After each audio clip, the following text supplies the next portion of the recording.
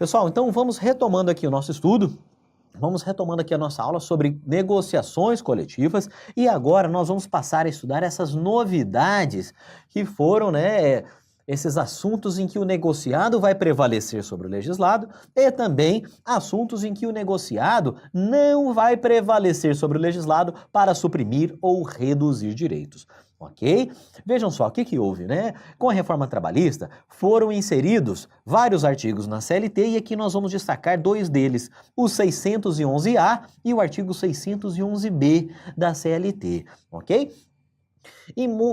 Se a gente for estudar aí a jurisprudência do TST, enfim, nós vamos destacar que vários assuntos o TST vinha sinalizando, vinha admitindo, aceitando a negociação coletiva sobre vários desses assuntos. Mas essa reformulação que houve na CLT trouxe mais segurança jurídica para todas as partes envolvidas nas relações de trabalho, ok? Por quê? Em muitos casos, os sindicatos vinham negociando ali com as empresas, com os sindicatos patronais e passados alguns anos, 3, 4, 5 anos, aquele acordo era considerado inválido pelo TST, ok? E tudo aquilo, conferia insegurança jurídica para as partes iam ficando cada vez mais receosas de transacionar, de elaborar ali, de abrir mão de determinados aspectos no âmbito das negociações coletivas. Então, essa modificação que foi feita, foi positiva no sentido de conferir segurança jurídica às partes para saberem de antemão o que a legislação considera como lícito a transação, a negociação e assuntos em que a legislação vai dizer que a negociação em relação a eles não é admitida, ok? Então vamos lá, meus amigos. Em relação a este novo assunto, que é o negociado sobre o legislado, nós vamos estudar dois artigos da CLT. Vamos estudar o 611-A, ok? No 611-A estão listados os assuntos nos quais a negociação coletiva vai prevalecer. Ou seja, ela irá se sobrepor em relação às regras legais, em relação à lei, à CLT, enfim, a normas advindas do Estado. Ok? E também vamos estudar os incisos do 611-B. O 611-B é justamente o contrário. São os assuntos nos quais as negociações coletivas não irão se sobrepor para reduzir ou suprimir direitos. Ok? O que é muito importante? A gente saiba, quando nós estivermos diante de determinado assunto, de determinado direito, olha, o adicional hora extra. Em relação a este assunto, este é um dos quais o negociado vai se sobrepor ou não? Este aqui é um dos assuntos em que o negociado não vai se sobrepor para suprimir e reduzir. Então é importante que a gente saiba, ao nos depararmos com estes assuntos, é preciso que a gente se posicione se eles estão no 611-A ou se eles estão no 611-B, que não admite a negociação para suprimir ou reduzir, ok? Galera, vamos iniciar aqui pela leitura dos assuntos que foram listados, foram elencados no 611-A, ok? Então vamos iniciar pelos assuntos em que o negociado vai prevalecer sobre o legislado, ok?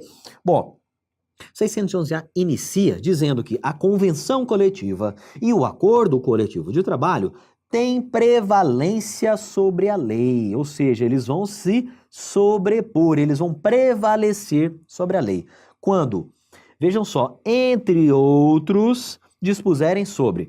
A partir deste entre outros aqui, a doutrina tem entendido, parte da doutrina tem entendido que estes assuntos que nós vamos ler na sequência, são meros exemplos, ou seja, trata-se de rol exemplificativo.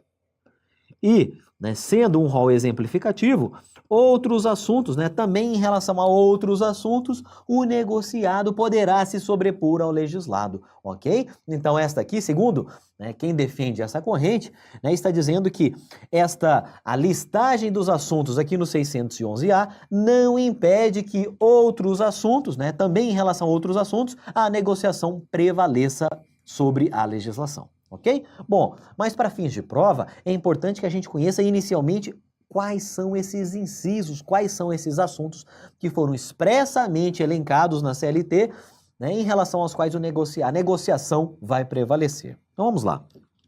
Quais são eles, meus amigos? Vamos listá-los aqui um a um, ok?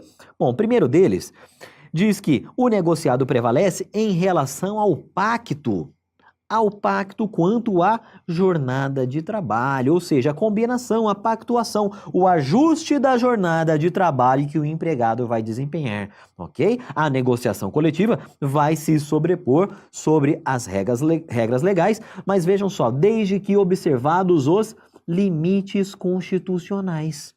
Ok? Os limites constitucionais. Nós temos como exemplo de limite constitucional aquele limite lá de 8 horas diárias e 44 horas semanais, não é verdade? Semanais. Desde facultada, logicamente, a redução e a compensação, mas este é um exemplo de limite constitucional.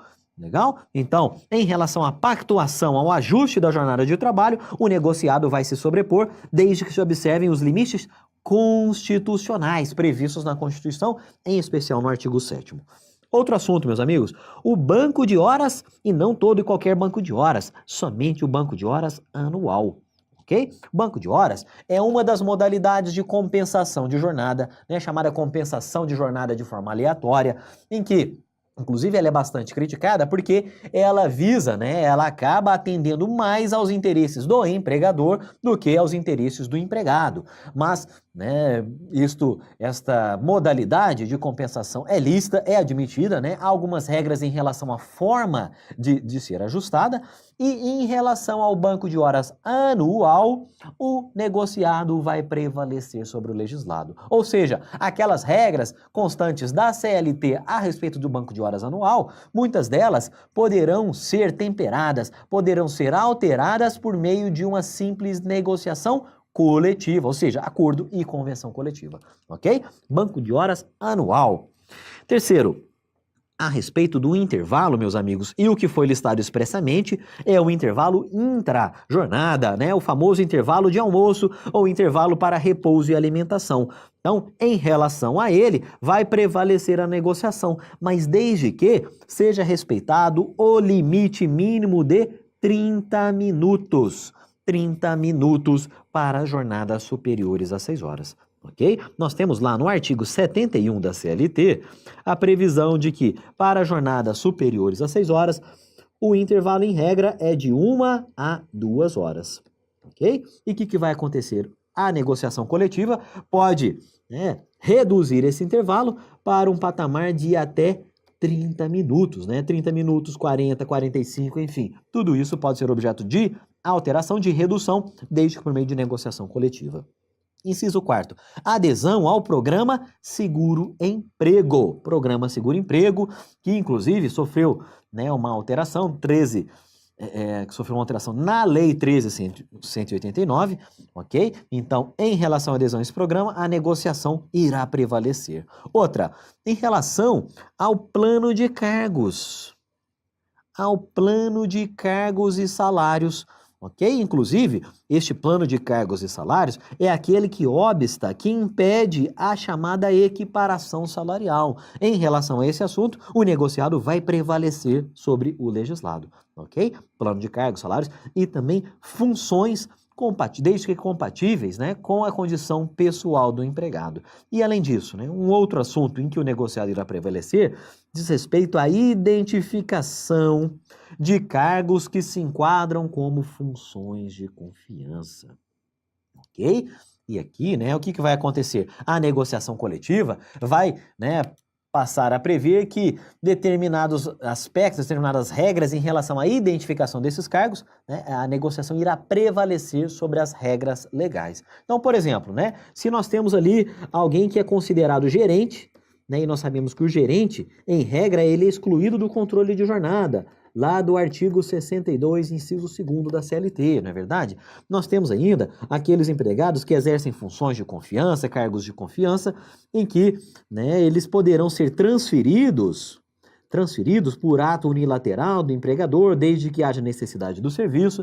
Então, em relação a todos esses assuntos, né, que dependem do enquadramento do emprego, daquela função como de confiança, em relação a este enquadramento, a essa identificação desses cargos, a negociação poderá se sobrepor, prevalecer sobre o legislado. O que mais? O regulamento empresarial, ok? Regulamento empresarial também é um desses assuntos.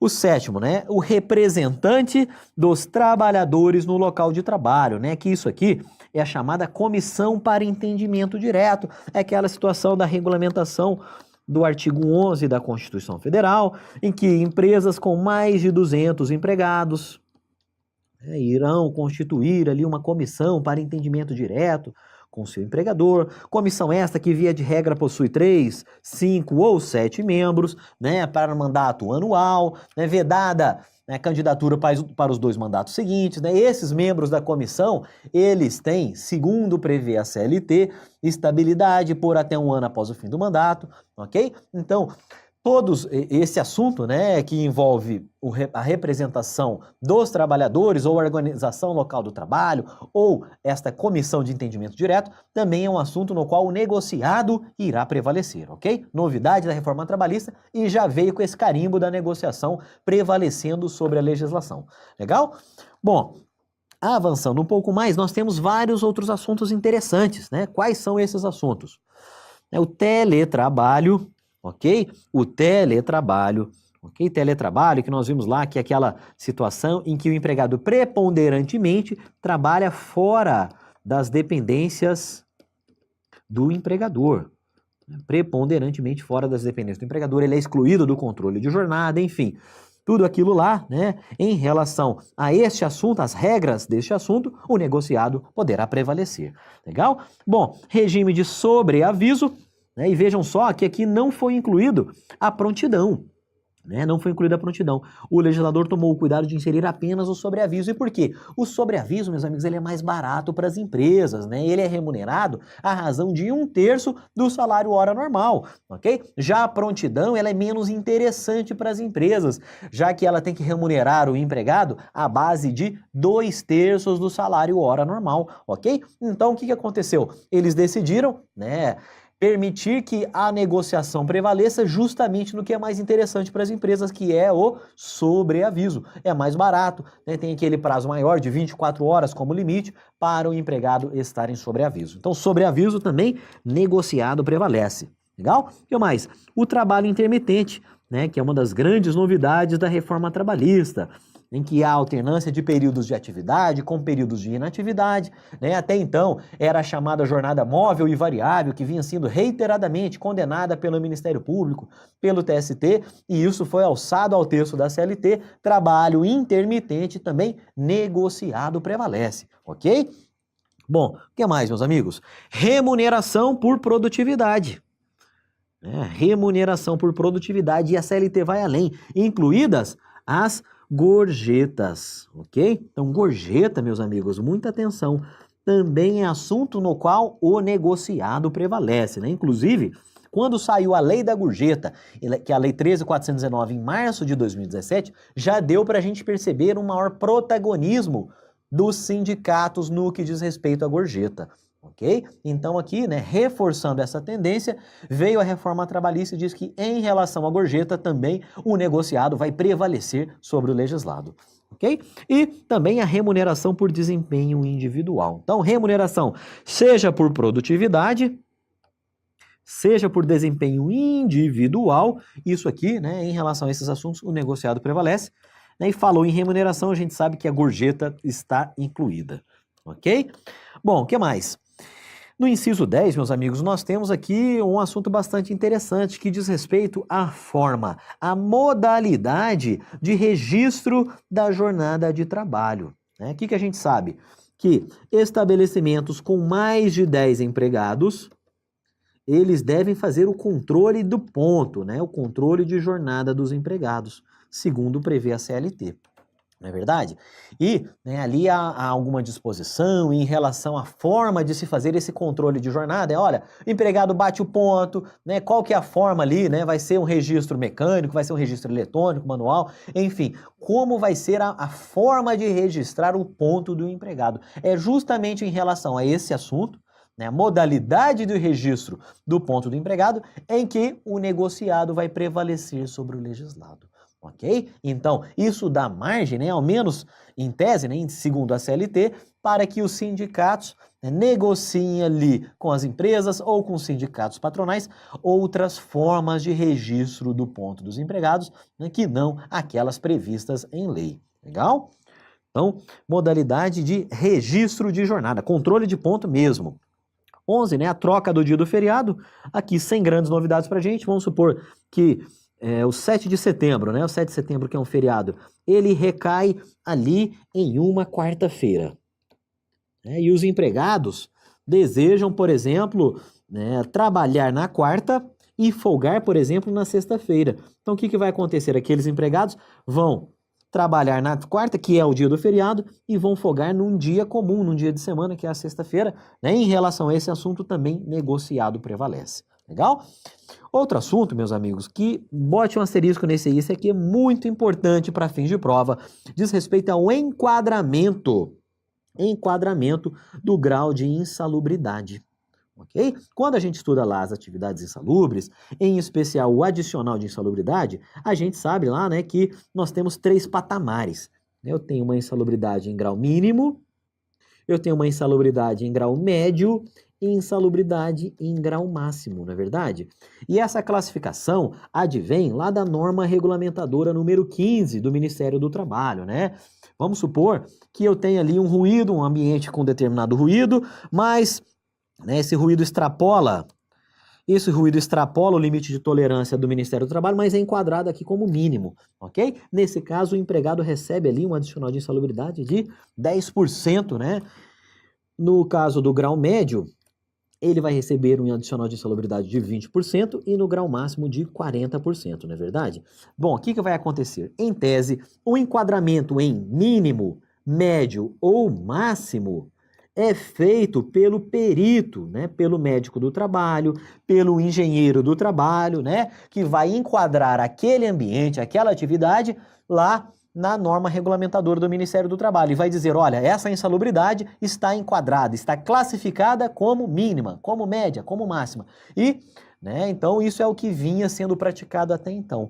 A partir da reforma trabalhista, a CLT passou a prever que este enquadramento, vejam só, em relação a este enquadramento, a negociação poderá prevalecer, poderá se sobrepor à legislação. Ok? Dando margem aí para que haja um outro enquadramento diferente daquele que consta, né, da legislação do Ministério do Trabalho. Ok?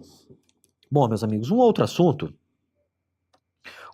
aqui diz respeito à prorrogação de jornada em ambientes insalubres sem a necessidade de licença prévia, de inspeção prévia das autoridades competentes do Ministério do Trabalho. O que acontece? Se a gente for olhar lá no artigo 60 da CLT, ele vai dizer que se a atividade é enquadrada como insalubre, para que haja qualquer prorrogação de jornada, né, até mesmo uma simples compensação de jornada, é necessário que o Ministério do Trabalho vá até o local, faça uma inspeção prévia e emita uma licença prévia do Ministério do Trabalho, ok? Essa é a regra geral que consta lá do caput do artigo 60. O que aconteceu? Veio a reforma trabalhista e, além de ter alterado, né, inserido um parágrafo único no artigo 60, veio a reforma trabalhista e falou, olha, para prorrogar jornada de trabalho em atividade insalubre, a negociação coletiva poderá dispensar, sim, esta inspeção prévia, ok? O que acontecia, né? Nos últimos anos, houve uma oscilação na jurisprudência do TST. Em determinado momento, o TST entendia que não era necessária essa inspeção prévia, né? O que os sindicatos, que as negociações coletivas poderiam dispensar essa inspeção prévia. Já com a reforma da jurisprudência do TST em 2012, o TST passou a entender que era necessária, sim, a inspeção prévia e o sindicato, né, por meio das negociações coletivas, não poderia dispensar essa inspeção prévia. O que aconteceu? Veio a reforma trabalhista e adotou o entendimento anterior de que é dispensável por meio de negociação coletiva essa inspeção prévia. Legal? Inciso 13 do 611-A. O que mais? Inciso 14, meus amigos. prevê, né, a negociação, a sobreposição, né, a prevalência do negociado em relação a prêmios. Vejam só, prêmios de incentivo, seja na forma de bens, seja na forma de serviços, ok? Eventualmente concedidos em programas de incentivo, né? Então, esses prêmios para incentivar os empregados, inclusive os prêmios para incentivo à demissão, né? A chamada PDI, Plano de Demissão Incentivada, ou Plano de Demissão Voluntária, também poderia ser enquadrado aqui, né? Nessa alínea, nesse inciso 14. Legal? Bom, outro assunto, meus amigos, é a PLR, né? Participação nos lucros ou resultados da empresa, que tem previsão na Constituição, né? Que é inclusive a própria Constituição menciona que a PLR é desvinculada da remuneração, não é verdade? E em relação a esse assunto, também o negociado vai prevalecer. Legal? Bom,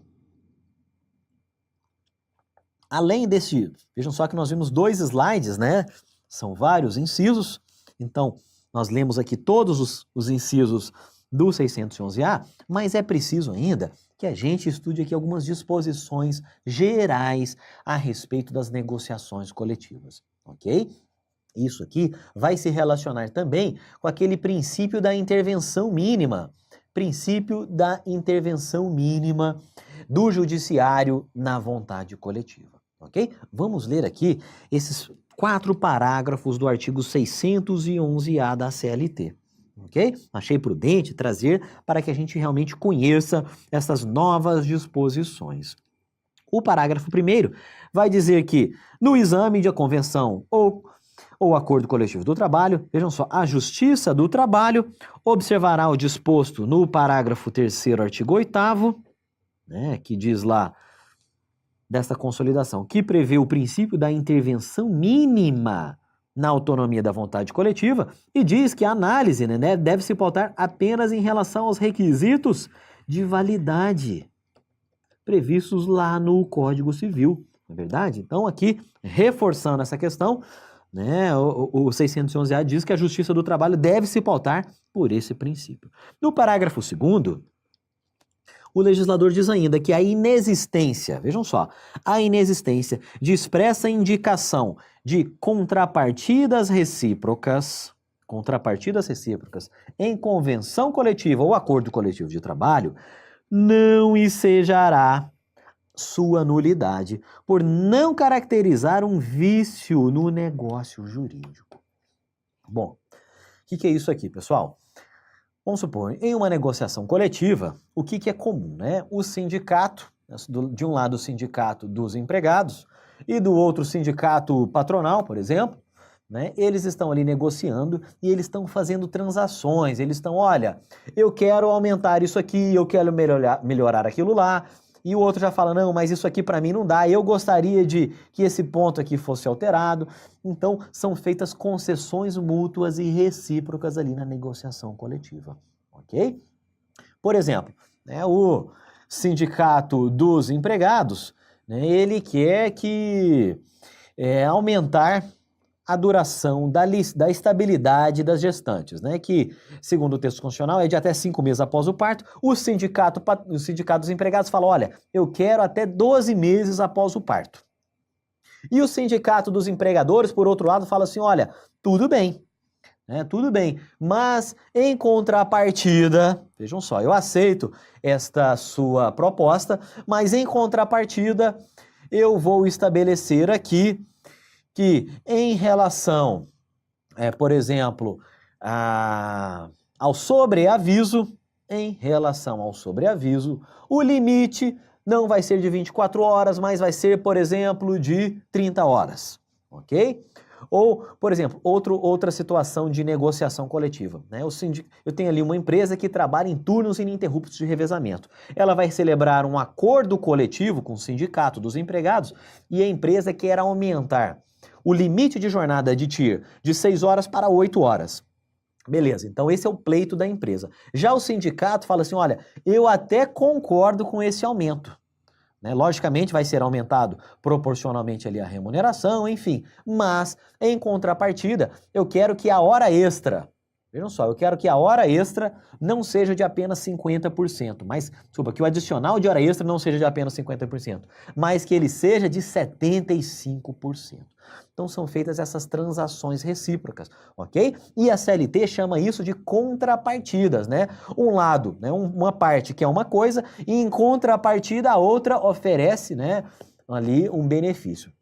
Então vejam só, o que esse parágrafo 2º está dizendo é que, se não constar expressamente do acordo ou da convenção coletiva, né, quais são as contrapartidas que foram oferecidas em relação a cada um dos direitos, a cada uma das regras do acordo coletivo ou da convenção coletiva, isso não torna nula aquela convenção, não torna nulo aquele acordo coletivo. Isso não representa um vício a esse negócio jurídico. Ok? Então, vai se presumir que houve de fato uma negociação, uma transação e foram oferecidas as contrapartidas, ok? Já que aqui, né, o que se pretende é que em muitos casos, né, a jurisprudência vem afirmando que determinada convenção coletiva ela é nula, já que trata-se apenas de renúncia de direitos por parte dos empregados, por exemplo, por parte dos sindicatos dos empregados, e não de transação, e não de efetiva negociação, ok? Então, vem aqui, né, já para se precaver em relação a essa declaração de nulidade ou a essa anulação, veio a CLT dizendo, né, que a inexistência de indicação expressa de quais são essas contrapartidas não anula, né? Não ensejará a nulidade, já que isso não caracteriza um vício, né? Um defeito desse negócio jurídico. E o negócio jurídico aqui no caso é o acordo ou a convenção coletiva de trabalho, ok? Então, muita atenção em relação a isso aí. O parágrafo 3º, meus amigos, ele diz o seguinte, é um parágrafo que visa justamente a proteger os empregados, ok? Parágrafo 3º diz assim, se for pactuada cláusula que reduza salário, ok? Ou cláusula que reduza a jornada de trabalho, né? A convenção coletiva ou o acordo coletivo de trabalho deverão prever também mecanismos de proteção dos empregados contra a dispensa imotivada durante o prazo de vigência do instrumento coletivo, ok? Vamos supor, meus amigos, a gente sabe que a Constituição Federal autoriza, em casos extremos, que os sindicatos, né, que por meio de acordo ou convenção coletiva, seja reduzido o salário dos empregados, não é verdade? É a exceção à irredutibilidade salarial. Pois bem, quando esse for o caso, né, a título de exemplo, o que vai haver, né? Nessa mesma convenção coletiva, acordo coletivo, em que ficar prevista a redução salarial, deve ficar prevista também uma forma de proteger os empregados contra a dispensa imotivada, ou uma proibição. Olha, o sindicato dos empregados vai aceitar sim uma redução de 15% nos salários, mas a empresa, né, ou todas essas empresas, se obrigam a não demitir empregados de forma imotivada, né? Então é um toma lá da cá, né? Ou eu vou aceitar uma redução de salários, né, em nome da manutenção dos empregos durante o período de validade desse ajuste, ok? Então esse é o parágrafo 3º do 611-A. Legal? Bom, o parágrafo 4º, para a gente finalizar aqui esse slide, diz que, na hipótese de procedência de ação anulatória de cláusula de convenção coletiva ou de acordo coletivo de trabalho, quando houver a cláusula compensatória, esta deverá ser igualmente anulada sem repetição de indébito. O que é isso, galera? Vocês se lembram que a gente comentou ali daquela transação, daquela negociação, né? Olha, o sindicato aceita um aumento da jornada em turnos ininterruptos, mas por outro lado ele pede ali um aumento do adicional hora extra, não é verdade? E essas duas cláusulas vão constar do acordo coletivo, ok? O que vai acontecer? Se por um motivo ou outro vem o judiciário algum tempo depois e anula, por exemplo, esse aumento, essa prorrogação de jornada em TIR, de 6 para 8 horas. O que vai acontecer? O parágrafo 4º está dizendo que se anulou uma cláusula, a cláusula compensatória, né, a cláusula que foi oferecida ali na negociação como contrapartida àquela, também deve ser anulada, ok? Então, se veio lá o judiciário e anulou o aumento de jornada de 6 para 8 horas, ele também deve anular o aumento do adicional de hora extra de 50% para 75%, ok? Naquele nosso exemplo que a gente comentou. Então, se anula uma, tem que anular também a cláusula compensatória, até para não ficar injusto ali para os sindicatos, para as partes daquele acordo coletivo, ok? Então, se anulou uma, ok? Se anulou uma cláusula, deve-se anular também a cláusula compensatória, deverá ser igualmente anulada. Parágrafo 4º do 611-A da CLT, legal? Opa! Bom, meus amigos, vistos os assuntos em que o negociado prevalece, né, ao menos os assuntos que foram expressamente listados na CLT, agora é importante a gente passar para os assuntos em que a negociação coletiva não vai prevalecer para reduzir ou suprimir direitos, né? E isso consta do artigo seguinte, né? Nós lemos o 611-A, agora nós vamos ler o 611-B da CLT, legal? 611-B da CLT. Que vai dizer assim: constituem objeto ilícito. Vejam só, objeto ilícito de convenção coletiva ou de acordo coletivo, né? Mas não é a ilicitude, né? Não é que esses assuntos simplesmente figurem, né? Constem ali da convenção ou do acordo. A ilicitude diz respeito à supressão ou à redução desses direitos que nós vamos ler aqui. Ok? Então, o que não pode, né, ao menos segundo o que está dizendo a literalidade da CLT, é que não pode nem reduzir, nem suprimir esses direitos aqui por meio de acordo ou convenção coletiva. Ah, Daldi, eu posso, né, por exemplo, em relação ao adicional de hora extra, eu posso aumentar o adicional hora extra, eu posso melhorar para beneficiar o empregado? Ah, isso pode, ok? O que não pode em relação a esses assuntos é reduzir ou suprimir, ou seja, piorar para os empregados esses assuntos aqui, legal? Bom, a gente vai perceber que vários, né, que na verdade a grande maioria desses assuntos do 611-B, eles são incisos do artigo 7º da Constituição Federal, que são chamados direitos fundamentais dos empregados, ok? Então a grande maioria desses assuntos em que não se admite a supressão e a redução por norma coletiva já consta do artigo 7º da Constituição Federal, mas é importante que a gente dê uma lida, ao menos uma lida rápida aqui nessa nossa aula, legal? Bom, então vamos lá.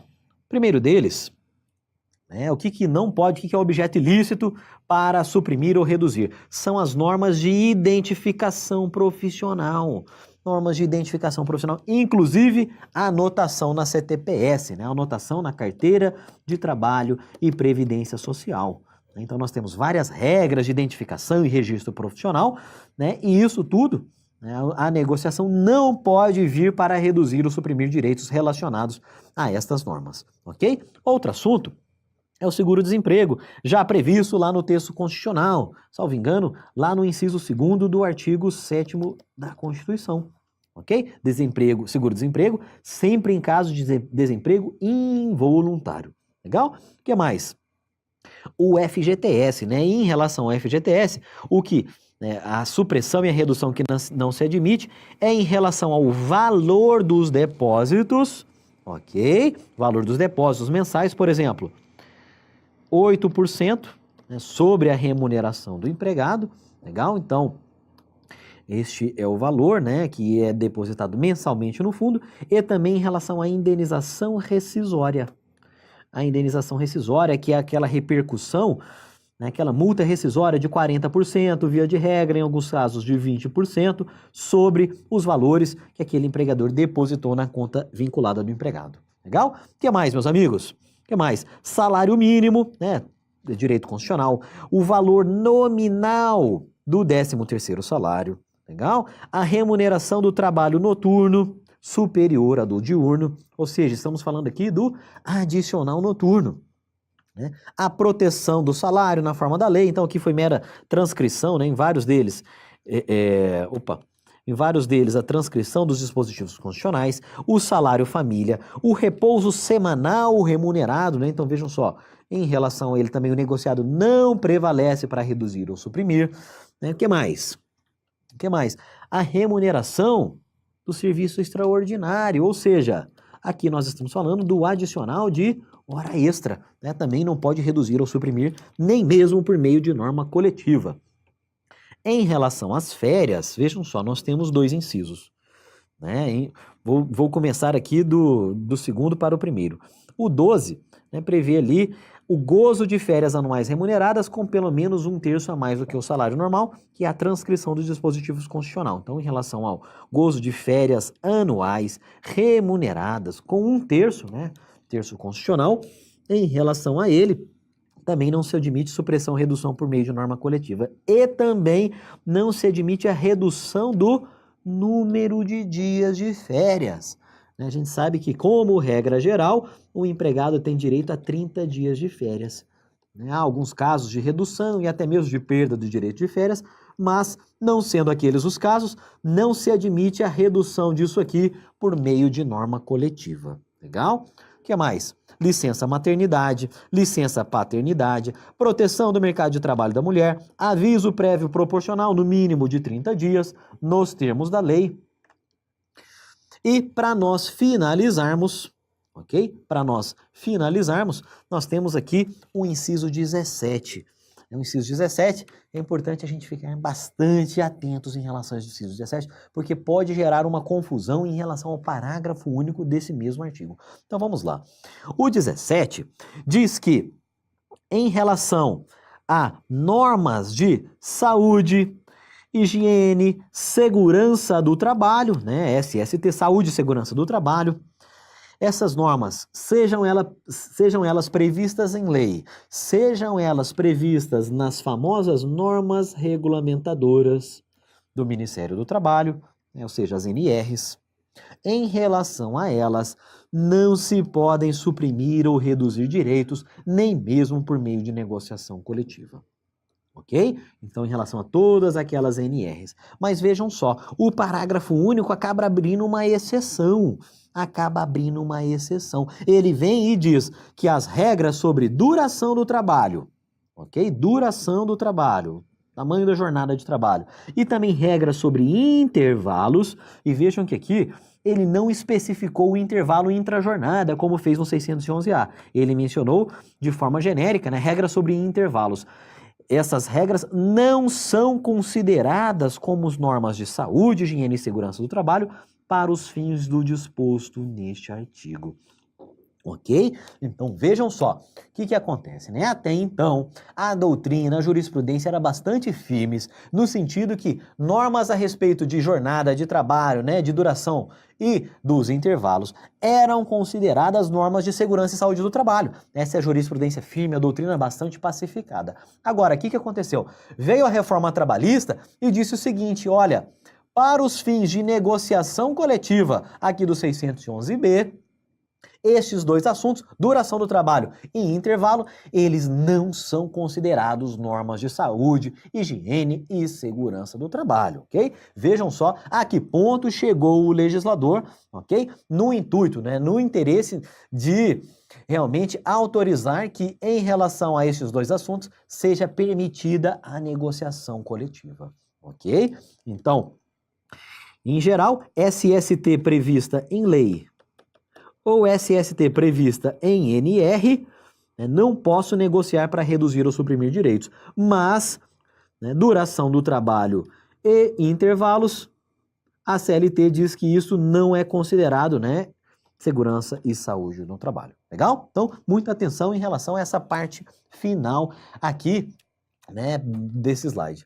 Agora, meus amigos, vamos retomar, né, são vários incisos do 611-B, agora vamos retomar a leitura de outros deles. Agora vamos passar um pouco mais rápido, né, já que vários deles dizem respeito a apenas transcrição, mera transcrição do texto constitucional, ok? Então nós temos ali ainda o adicional, né, em relação ao adicional de penosidade, insalubridade ou periculosidade, né, a negociação não prevalece para suprimir ou reduzir. Agora aqui, meus amigos, muita atenção, por quê? Em relação ao adicional, ou seja, adicional de 30% para atividades perigosas, adicionais de 10%, 20% ou 40% para atividades insalubres, a negociação não prevalece para suprimir ou reduzir. Mas vejam só, que em relação à insalubridade, admite-se que a negociação coletiva, né, modifique, né, se sobrepõe à legislação em relação ao enquadramento. Enquadramento que é mínimo, médio e máximo.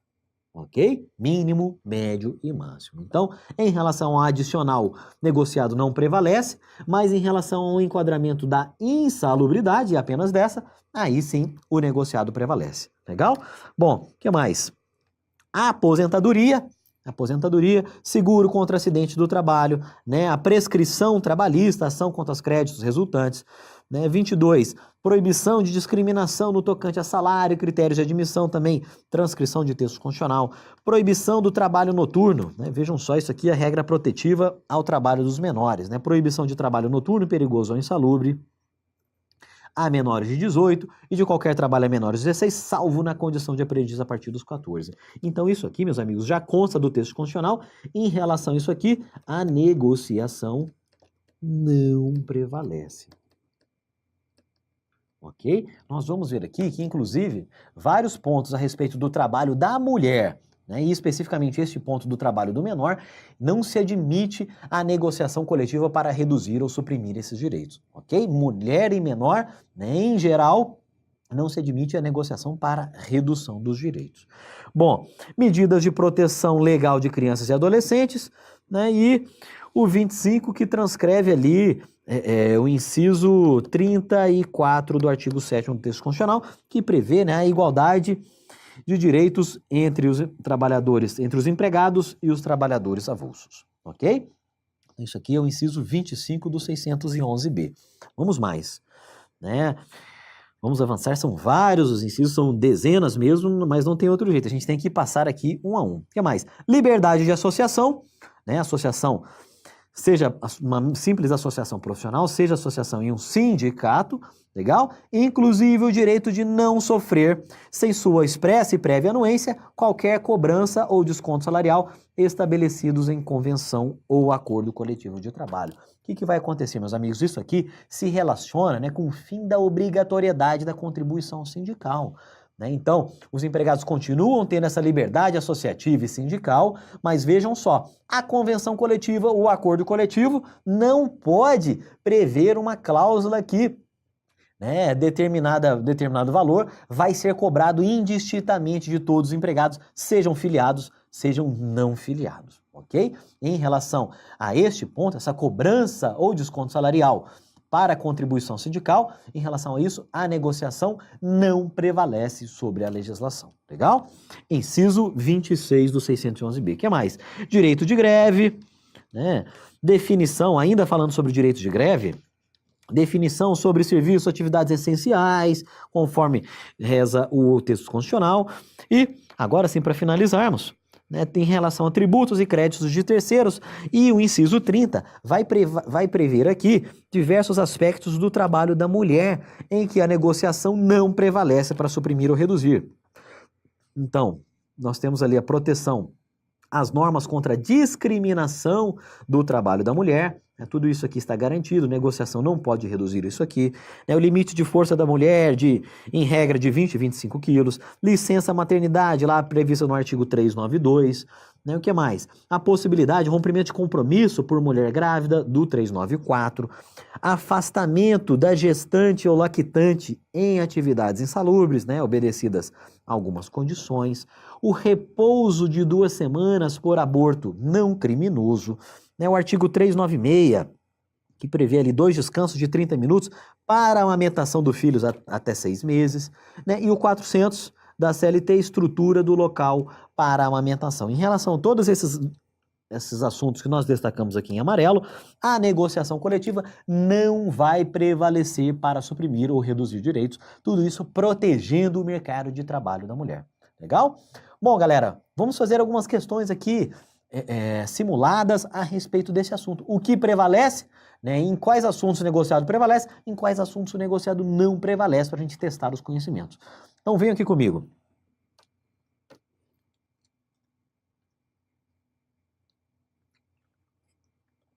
Vamos lá.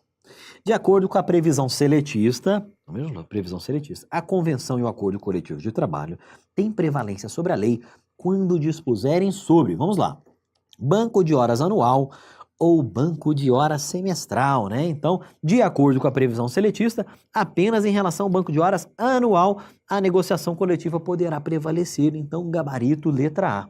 Legal? Outra, de acordo com a previsão seletista, tal.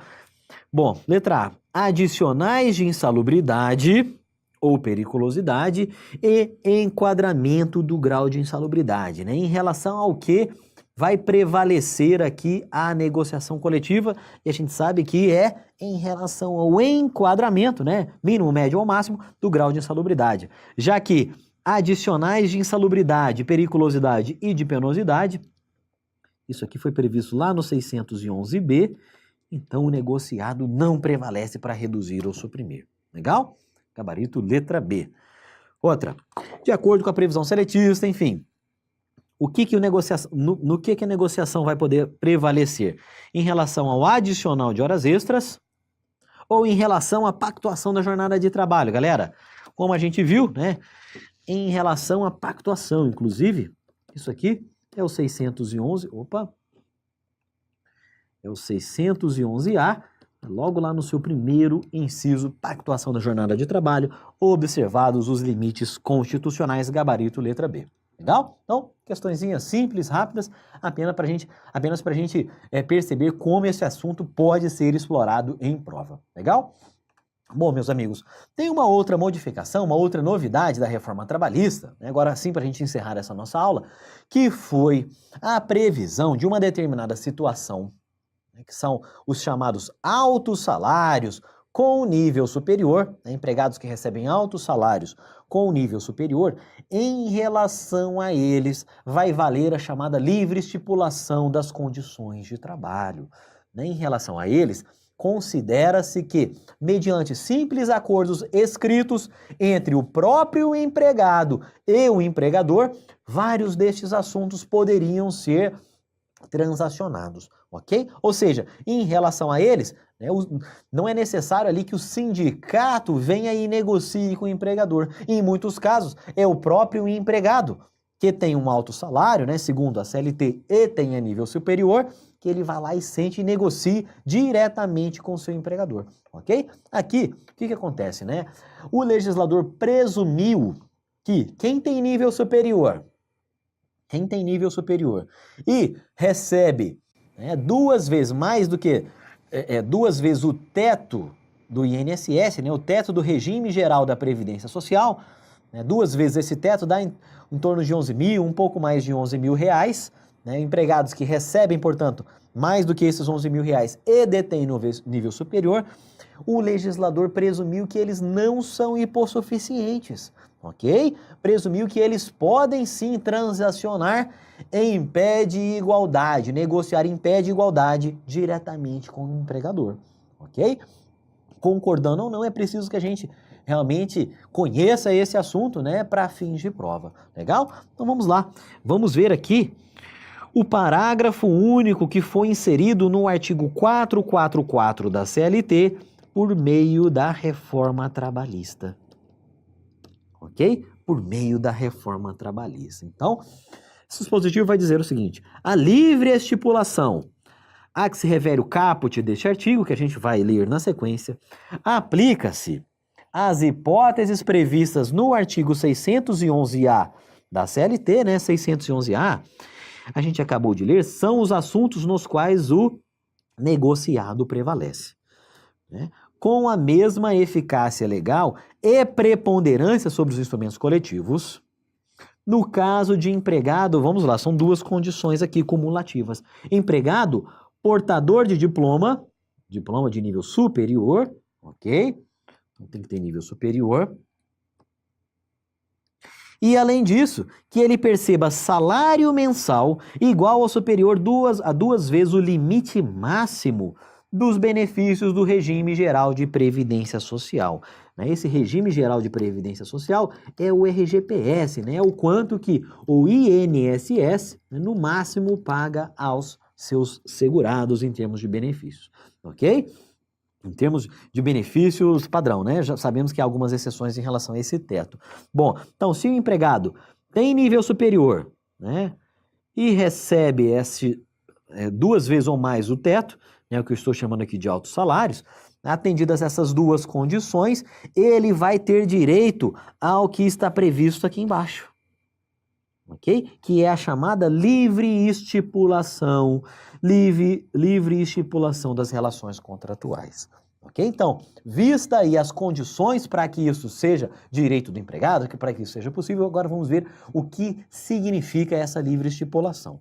Então, o artigo 444, no seu caput, vai dizer que as relações contratuais de trabalho podem ser objeto de livre estipulação das partes interessadas em tudo quanto não contravenha às disposições de proteção do trabalho, aos contratos coletivos que lhes sejam aplicáveis e às decisões das autoridades competentes.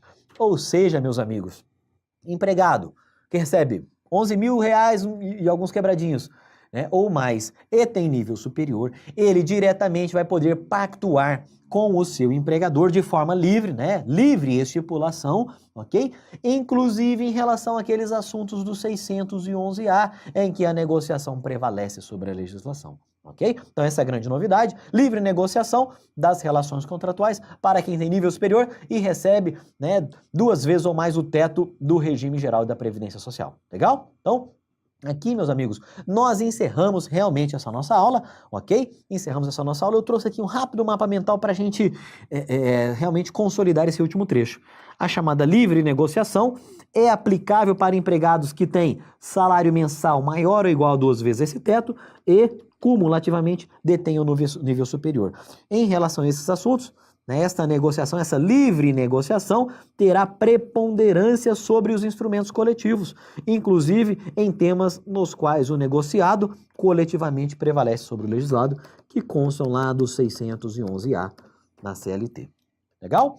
Bom, meus amigos, aqui nós encerramos realmente essa aula. Espero que vocês tenham realmente assimilado este conteúdo e todas essas novidades da reforma trabalhista e estamos à disposição em caso de dúvida.